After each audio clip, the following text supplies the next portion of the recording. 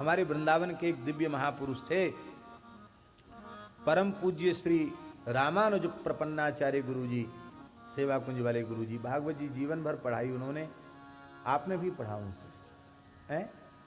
आपने दर्शन किया। हमारे महाराज जी के प्रति तो उनका बहुत भाव था। महाराज जी उनको अपने मित्र भाव से मानते थे, पर महाराज जी में वे गुरु भाव रखते थे।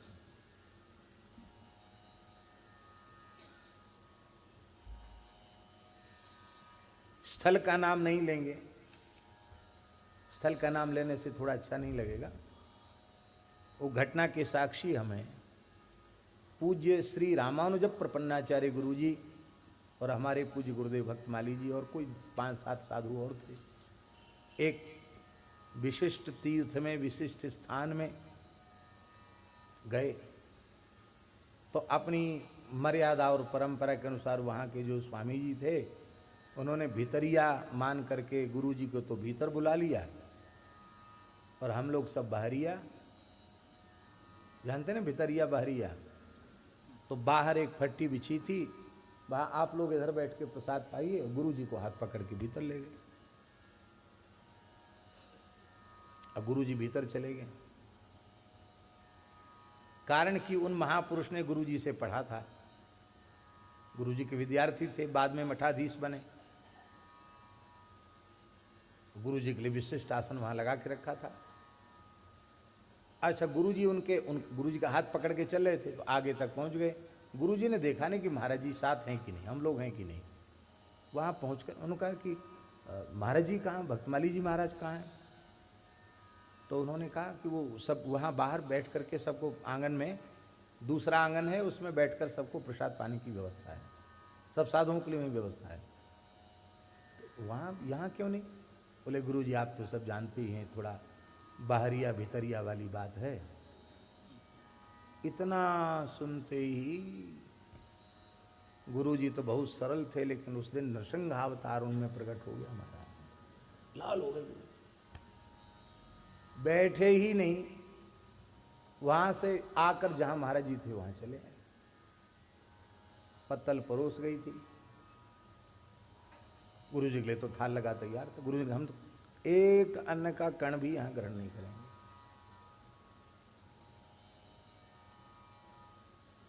जिनको मैं अपने पूज्य गुरुदेव के रूप में दर्शन करता हूं, गुरु भाव जिनके प्रति रखता हूं, वे बाहरिया हो गए और हम भीतरिया हो गए।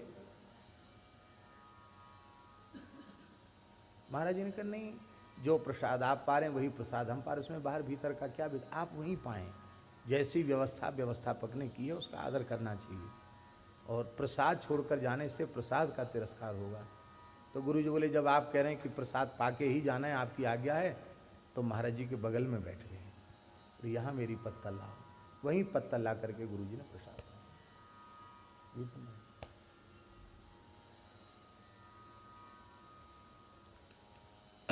संतों का केवल बोलने वाली बात, कथा प्रवचन वाली बात नहीं, उनका व्यवहार, यही तो मुख्य है। बोलने को तो कुछ भी लोग बोलते रहते हैं, लेकिन जब क्रियात्मक स्वरूप आवे तब समझ में आवे। ये प्रत्यक्ष नेत्रों से देखा है। तो गुरुजी कहते थे, तो श्री गुरुजी की बात कहने के लिए एक संस्मरण याद आ गया तो सुना दिया। गुरुजी कहते थे, पूज्य श्री रामानुज प्रपन्नाचार्य गुरुजी कहते थे, सेवक वह है जो अपनी सुनिश्चित सेवा करके फिर अपने कार्य में, किसी भी काम में लग जाता है। वो सदा निकट नहीं रहता, जिसकी जो सेवा वो सेवा की चला गया। पर किंकर कभी निकट छोड़कर स्वामी की जाता नहीं। तो सेवक की अपेक्षा किंकर श्रेष्ठ होता है। सेवक माने सेवा किया, मान लो आपकी सेवा है चंदन घिसने की, ठीक है, जानकी वल्लभ जी की सेवा चंदन घिसने की है, आप चंदन घिस के चले गए।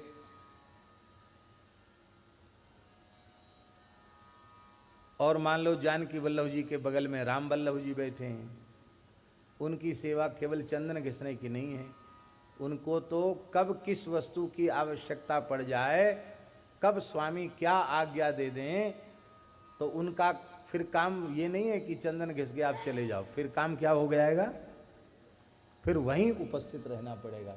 इसलिए किंकर उसको कहते हैं, गुरु जी के शब्द हैं, स्वाम्यग्रे नत कंधरो भूत्वा पुनः पुनः पृच्छति प्रभो किं करोमि इति वदति असौ किंकरः। जो अपने स्वामी के सामने अत्यंत विनम्र भाव से खड़ा रहे, ये नहीं कि कहने लग जाए क्या करें महाराज, क्या करें महाराज, तो वही परेशान हो जाएंगे, बोले नहीं, पर इतना सावधान होकर के खड़ा रहे कि बस आज्ञा की प्रतीक्षा में, आज्ञा भी न देना पड़े, इशारे से।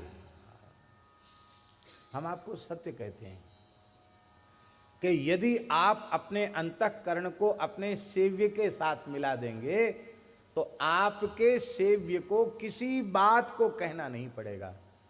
उन्हें जब प्यास लगेगी तो बिना बोले पानी वह उपस्थित कर देगा, जब भूख लगेगी तो बिना बोले भोजन उपस्थित कर देगा। अपने सेव्य की भूख प्यास का, उनके सुख दुख का, उनकी पीड़ा का अनुभव सेवक में होने लग जाएगा। बस आवश्यकता है सेव्य के साथ अपने चित्त को एक करने की। और भैया सच्ची सेवा, सच्ची उपासना वही है जो अपने सेव्य के साथ अपने अंतःकरण का एकाकार कर दिया जाए।